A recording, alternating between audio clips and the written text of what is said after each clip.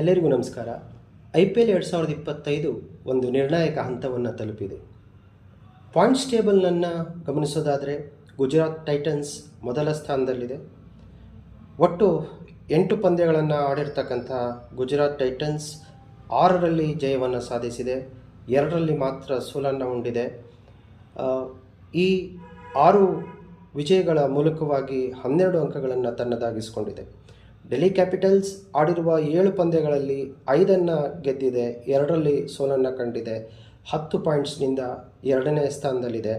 ಅದೇ ರೀತಿ royal Challengers RCB Bengaluru 8 ಪಂದ್ಯಗಳನ್ನು ಆಡಿ 5ರಲ್ಲಿ ಜಯವನ್ನು ಸಾಧಿಸಿ 3 ಪಂದ್ಯಗಳಲ್ಲಿ ಸೋತು 10 ಅಂಕಗಳನ್ನು ಗಳಿಸಿಕೊಂಡಿದೆ.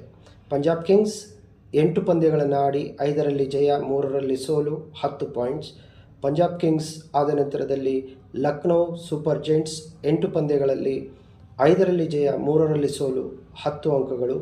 ಮುಂಬೈ ಇಂಡಿಯನ್ಸ್ 8 ಪಂದ್ಯಗಳಲ್ಲಿ 4 ಗೆದ್ದು 4 ಸೋತಿದೆ, 8 ಪಾಯಿಂಟ್ಸ್. ಕೋಲ್ಕತ್ತಾ ನೈಟ್ ರೈಡರ್ಸ್ 8 ಪಂದ್ಯಗಳಲ್ಲಿ 3 ಗೆದ್ದು 5ರಲ್ಲಿ ಸೋಲನ್ನು ಕಂಡು 6 ಪಾಯಿಂಟ್ಸ್ ಮಾತ್ರ ತನ್ನದಾಗಿಸಿಕೊಂಡಿದೆ. ರಾಜಸ್ಥಾನ ರಾಯಲ್ಸ್ 8 ಪಂದ್ಯಗಳಲ್ಲಿ 2 ಮಾತ್ರ ಗೆದ್ದು 6ರಲ್ಲಿ ಸೋಲನ್ನು ಕಂಡಿದೆ, 4 ಪಾಯಿಂಟ್ಸಲ್ಲಿ ಅದು ತೃಪ್ತಿಯನ್ನು ಪಟ್ಕೊಂಡಿದೆ.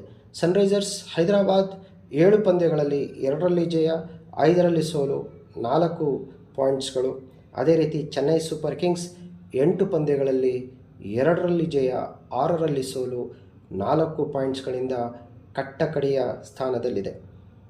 ಈ IPL 2025ರಲ್ಲಿ ಕೇವಲ ಗುಜರಾತ್ ಟೈಟನ್ಸ್ ಮಾತ್ರ ಒಂದೊಳ್ಳೆಯ ಪೊಸಿಷನಲ್ಲಿದೆ. 8 ಪಂದ್ಯಗಳನ್ನು ಆಡಿ 12 ಅಂಕಗಳನ್ನು ಗಳಿಸ್ಕೊಂಡಿದೆ.